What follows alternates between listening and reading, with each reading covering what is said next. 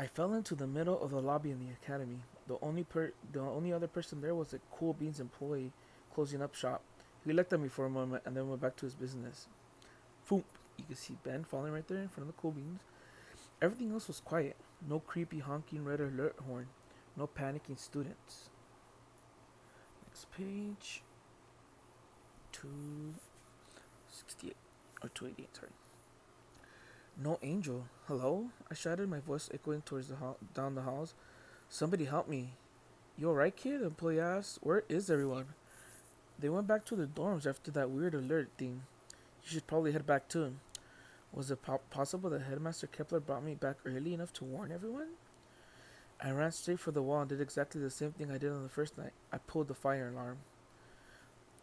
I stared at Lost Nation as the ringing bell of the fire alarm chimed behind me. Kids poured out of the academy, less groggy but just as frustrated that they were at the beginning of the year. Stay inside, go outside, some kid said. Make up your mind, you dumb school building. My past self was still down in the city getting his heart broken by Jennifer. Joe would open a portal soon, and Brock. Joe's portal would open close to Brock. That's why I saw myself earlier. I ran to the statue, passing Duncan as he floated across the grass. Next page. The ghost did a double take. What are you doing here? Donald took Penny into the city to find you because you went full klepto in my lab, you little punk. Did you think we didn't have cameras set up in there? I stood by Brock, staring at nothing, just waiting. Ben, Duncan said, angry. Any second now. Any second, what are you? The air magically split and Joe's portal stretched open in front of me. I made eye contact with my past self, and we stared at each other for a moment.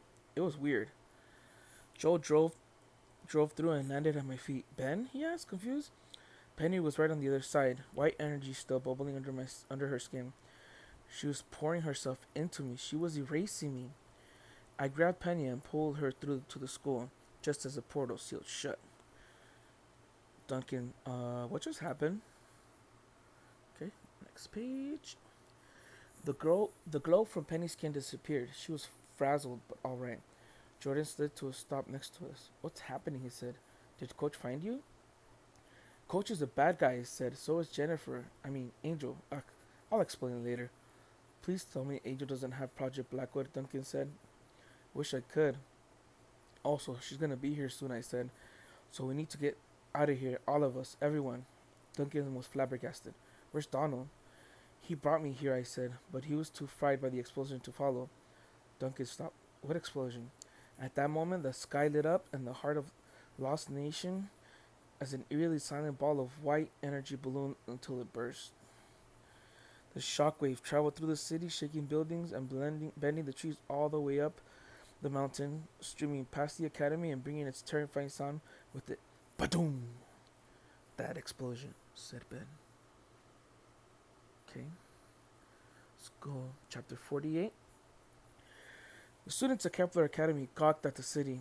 I looked up, afraid, desperate to find the North Star, but instead I saw Noah fly down with Arnold in his arms. The two of them landed in the street just past the holopods, their eyes still glowing. Noah walked to the yard and crouched, pressing his fingers into the soft dirt. Next page, 292. The grass around him withered, turning to ash. The earth split in front of my friend, and red hot lava began to gurgle out. Noah waved his arms like a maestro. The lava obeyed him, rising nearly 20 feet high, surrounding us all in the front yard. He was never that powerful before. Whatever Angel did to him must have maxed out his stats. It would have been awesome if Noah wasn't a hypnotized bad guy. Students panicked, using their powers to fight the wall of magma. Some even went after Noah and Arnold, but nothing seemed to faze them. Arnold's eyes glowed brighter, and all at once, the Kepler students went powerless. The kids who were part animal became fully human. Jordan was suddenly visible, and Totes was a normal looking dude pushing his shirt down because it was all he was wearing. Duncan froze, staring blankly. Oh, please let me finally taste the sweet release of death. But he didn't disappear. As a ghost, he was somehow immune to Arnold's power. Oh, come on, he shouted. And Master Archer's voice boomed. Everybody stay calm. But he had no effect on the score of screaming kids throwing rocks over the lava wall, hoping he'd hit Noah and Arnold on the other side. Penny and I caught up to Archer. Okay, Next page. We need to leave, I said. Angel's a walking atom bomb headed for the school. Nearby students stared grimly at the word bomb. Archer's face was desperate. I don't think there's anything we could do without our powers. Things weren't looking too good. Hey, Penny said, touching my elbow. I looked at Penny. I think everyone was waiting for you to do something. She was right. All eyes were on me, students and teachers both. Millie was right up front. You have to do something. So you see Ben with Penny, all students and teachers, trying to see if he's going to do something. Next page.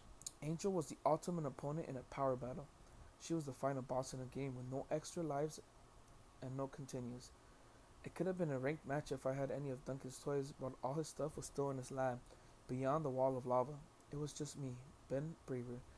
I scanned the school grounds, hoping that something would come to me, and then something did. Suddenly, I had a plan. Chapter 49 will be left for another day.